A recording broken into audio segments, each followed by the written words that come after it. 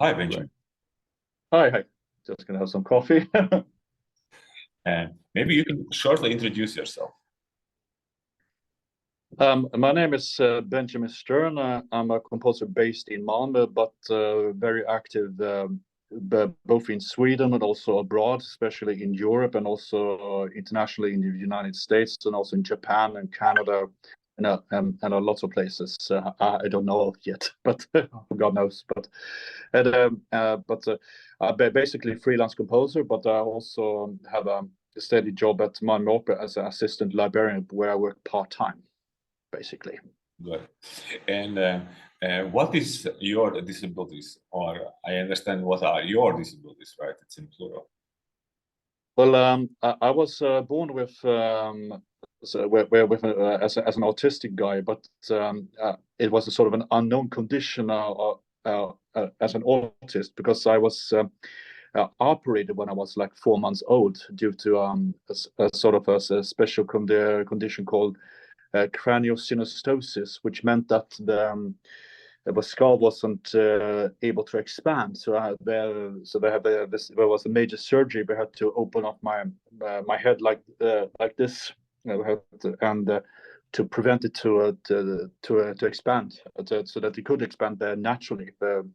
And then from that period, I couldn't talk between when I was 2 to 6 years old, which is a contradiction since people say that, but you can talk a lot now. Yes, but I had an inability to speak when I was a kid. So, music was my main communication field to communicate with people. And because I used to hear a lot of classical music when I was a kid, especially with Rossini, Barbieri in Sevilla, and also the Stravinsky Rite of Spring, for that matter, and also Tannhäuser by Wagner, which left a trace behind me, and so forth. And then I also have this ability called it's not a disability, but an ability called perfect pitch, which means that I can hear exactly what kind of pitch is played and performed. So, and also I can also easily track when some people sing very false intonation, which creates a sort of a distortion for me and a sort of a chaos for my brain back then. It still does, but not in a certain extent, since I listen to a lot of other music now, for instance, world music and pop music, which has a lot of false intonation, but which is very common. But back then, I was like very sensitive since I could hear it very strongly when it was for false intonation, and so forth. And then I have studied. I played some instruments when I was a kid. I was pianist and also a cellist and also some percussion I did. But my big forte was to write music. So I started to write notes. When I write some notes wrong, I copied pages from scores. And when I wrote some wrong notes there, and already there, so creativity started. So that's probably a sort of an early intention that was going to be somewhat as a composer or as an arranger. I didn't know so much back then, but I wanted to write music. That was the whole point. And you told me about some other disability, which is connected, or ability, which is connected with visual perception of music, or Exactly, and that is called synesthesia. Synesthesia is a way that I can see music in colors. I mean, synesthesia is a very vast topic to talk about, but in music, it is like this: that as I hear one pitch, I see one color. If I hear several pitches, like in a chord, then I see several colors at once.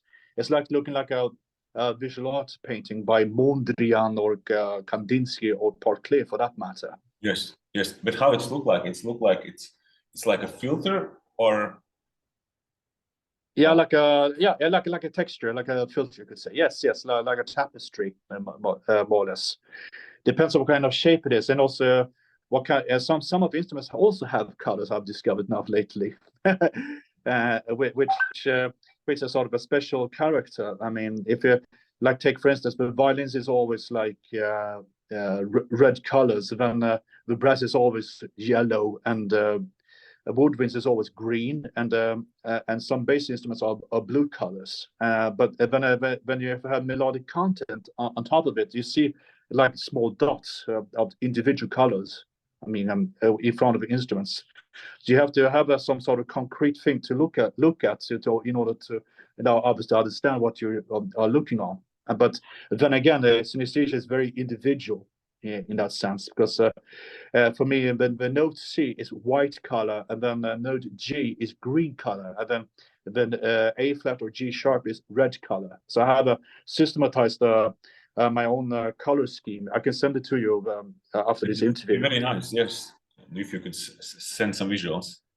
Which I drew on a piece of paper by hand with colored pens. Got it. I got it. And right, you said you have two disabilities, right? Let's start with the first one, right? With this autism. How does this autism impact your creative work, right? Does it impact? I don't think and if yes, then how? I don't think it has created so much impact to my works. More or less, I used it more or less like a safety net for me, since I was like more comfortable to work with music. So it became sort of a, when I thought things were quite rough when I was a kid, I didn't understand people were talking about, and I was also very teased. So that's why I turned to music. So I felt like more or less like a safe haven for me.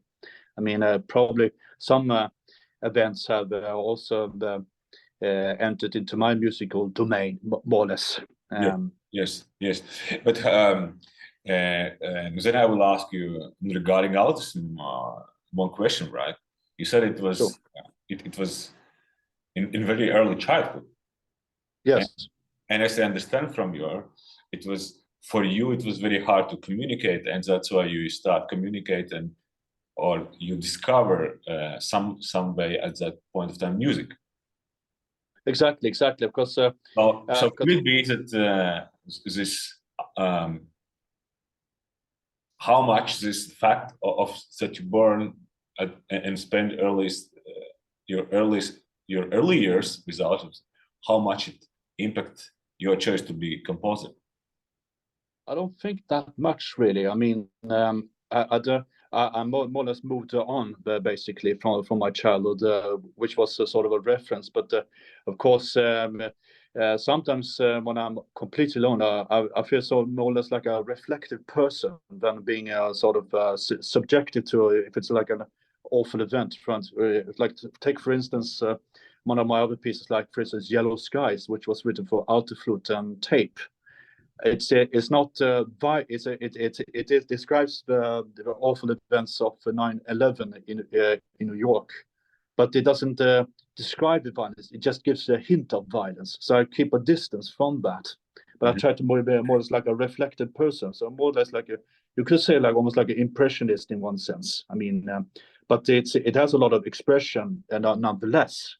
But it's like a contradiction in other sense. It's like we are more or less like an impression, and then it comes into expression. It's like two-way traffic, more or less, you could say.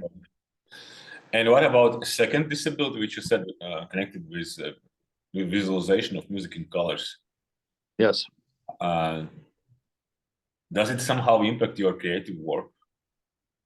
It does, because when I write music, I completely switch off from reality, and then I go into this bubble, you say, and as soon as I hear one pitch, I just write it down, and then I say, oh, that's a green color there, G, and also if there's a D, then it's a brown color. So, but mostly, basically, I just write out what I have, and I improvise on the piano, basically, and then also record regularly, also on a regular basis, with either with my phone or through MIDI, which I write down by hand all the notes to give a sort of an arbitrary result, what kind of the timing I have used for that sentence. It's very different from each piece. I mean, it's not you can't describe in one piece, but in general how it's done. But it's because it varies from different piece as it go along. Got on the bonus. Can you just give me some example? Let's see, some piece. Yeah, you could take for instance. Let's see what kind of piece you can take. Yeah, you could take well, for instance, my first symphony, Polar Vortex, which is based on a phenomena about this weather condition.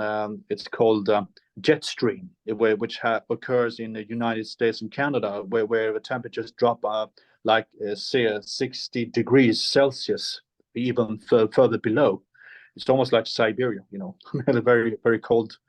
Of course, I saw this image, which has this sort of like a rainbow color sphere, where with both red and yellow that turns into blue, and then I create a sort of imagined music for me. It's like a music with inner images. It's like inner information that you try to decipher what it's on the image, and then I make myself my own interpretation of it. Got it. Got it. It's a very beautiful piece, actually. It's and it's very dramatic also in its content also. Yes. Can you tell me a little bit about the piece more? How it's sure.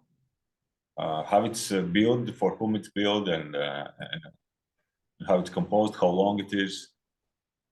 Sure. And also, do you mean, sorry, how long the piece is? It's around 25 minutes in 3 movements, and it's continuous. There's no break in between the movements. Yes. Yes. You can find it on YouTube to listen to it. And also, I'd like to inform you that it's going to be released on CD next year. Got it. Got it. With Gävle Symphony Orchestra. Yes. Got it. Got it. Where so everybody will get access to that recording commercially. So basically, is correctly I understood, right? So basically, you have disability or ability that automatically visualize your music in colors. Exactly. Right. And true. And how it just, let's say, multi-sensorial music per se, right? Yes. And how you try to as well as to work with visuals and to show how you see your let's say your illness or disability to show visualize on some piece as well, just adding not only music but adding visuals what you see as well to communicate to others. Yeah, there's one piece I haven't talked about. It's called Air Spiral Ice, which was based on a show called Saya, which was produced at the Norrland Opera in Umeå, in the far north of Sweden, where I worked together with a Berlin-based artist called Yoko Seyama, a brilliant he's a set designer and also choreographer, which she based upon colors from Northern Lights. Which she projected. She made some specials, the decorations, which was used in synchronized with the music, together with dancers that moved screens together along with the music on the side to create a sort of an abstract, how do you say, Stimmung, you say in German. I mean, sort of a mood actually, and because she used concrete things like cicadas, the origami cicadas. Which she built a set which was this huge 30-meter cicada that's like turned and swayed around on stage together with it was a scene with guitar solo and a small ensemble, and which was a quite great music, which reused it in a concert piece called Air Spiral Light for guitar and a small ensemble of 7 instruments, and some of that visual or sculptures were. I transformed it into music. I mean, they looked very impressive, very beautiful. So I thought like, how are they going to sound like? So I have to make a. So I started to analyze my brain to see what kind of sounds, and I just simply experimented with the idea. And because I met Yoko several times in her studio in Berlin, and saw the maquette of her sets, and I was very deeply impressed how the color morphed and also together with this physical object, and that created sort of it turns this origami like this, and felt like, how can you translate this? There's always this translation problem to find. So I use musical glasses, Got it. which creates a sort of a, this it's almost like a drone in itself. Like in folk music, it's called drone, but it's the case sort of a sensorial thing, and creates you feel like you end up in trance more or less. Got I it. mean, since you have tuned glasses, and it can be out of tune as well, also, which is fascinating in one sense, because I like things when it's completely broken. That makes more interesting color palette in one sense. And I have more question, right, regarding this disability. So, if I correctly understood, right?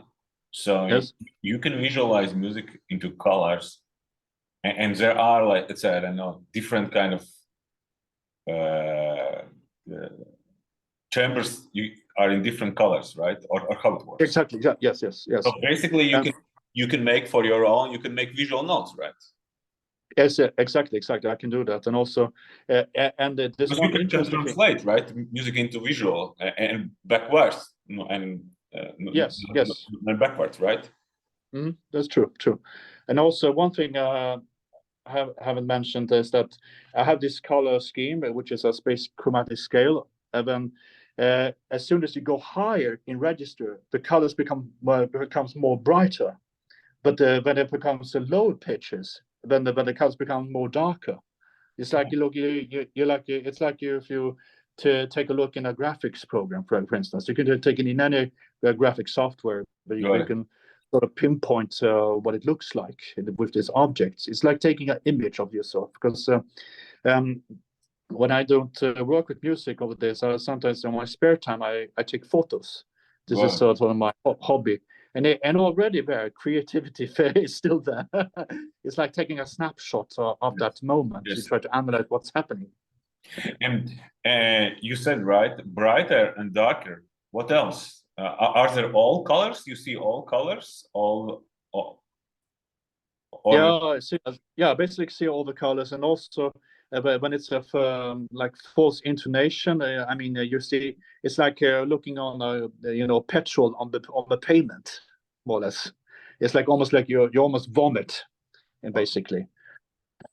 No, I like a paisley color, you could say, in a more mild way. Got it. And also, and if it's like a noise, it becomes sort of distorted image. I mean, if you have scratch tone or whatever, or multiphonic, it goes like, I mean, it's like a distorted image, more like you see on a TV set.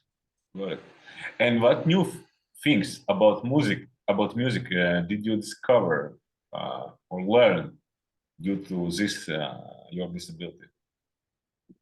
You mean which pieces from other composers, or what you discovered, right? What was the learning points or new learning points due to this, right? About music, what because you have a very special thing, right? Exactly. Right? Does it somehow open some new ideas for you about music? I think so. Yes, it creates a sort of a rigor, because if you have found an object which you really love, then you try to analyze it, then it will eventually cancel out other ideas, since you have as a composer you have too many ideas. Then if you have found like a objet trouvé, if you say in French, if you have this sort of object when you have found, you try to analyze it to see what kind of possibilities with this material, with these properties you have in front of you, and then automatically you build a piece around that from that single idea. It could be like a chord or anything. It could be like noise, which you have sampled outside when you walk, or if you go into a bar, you hear a loop. Suddenly, I mean, you can find ideas anywhere. You can even find ideas on the subway, for instance, or at the S-Bahn or whatever. I mean, in any kind of environment, it can happen anywhere. I mean, it's like hard to pinpoint exactly where you can find them. Yes. And how your disability shaped your career? Is it somehow shaped or influenced? Well, it has influenced several of my works. Yes, it has, since it has become a thing of me since I read an article when I was studying musicology about Schoenberg, this thing about Schoenberg and Kandinsky, because they were good friends. Because I was very interested of expressionism back then, and because I had been at that point singing in a lot of choirs, which I totally hated, because the intonation was sucked completely, because the soprano always lowered themselves a third down from what is written in the music. Because if you have a musical page, you see the intervals, right? And then you try to calculate what kind of intervals you're supposed to jump, or you like a third or fourth or fifth or sixth or something. And then it's supposed to sing in a certain key. But the soprano or the singers they were quite tired, so the intonation dropped like a large a major third from what is written in the page. So it created sort of a confusion for me.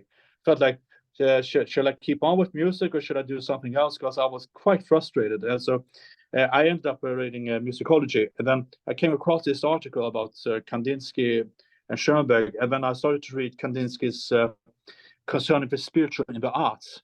Because when he watched the performance of Wagner's Lohengrin in Moscow at the Bolshoi Theater, he said like he sort of experienced the whole show in yellow color, and I was like astonished, because when I wrote he had experienced that, I was like saying to myself, I see colors also, because when it's all set, when I started to when I was not only 19 years old, I was writing it down what kind of colors I was actually seeing, and that created sort of left a key into this into this labyrinth, and so it opened up a window for me. So it felt like it has more or less like more or less created pieces from this condition with this disability from Carlos from that point on, and that was a creative important creative standing point for me for when it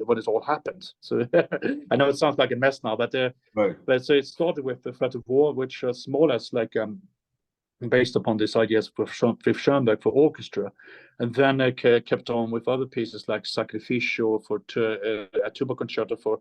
It's a concerto for tuba, electronics, and orchestra, and also which goes from pitch to noise, basically, and also it has influenced my other works. Now I just recently finished a piece on melodrama, which is based on text by Stig Dagerman, which has this ability, which goes from pitch to noise in a different matter, but then I have a text which is narrated by an actor.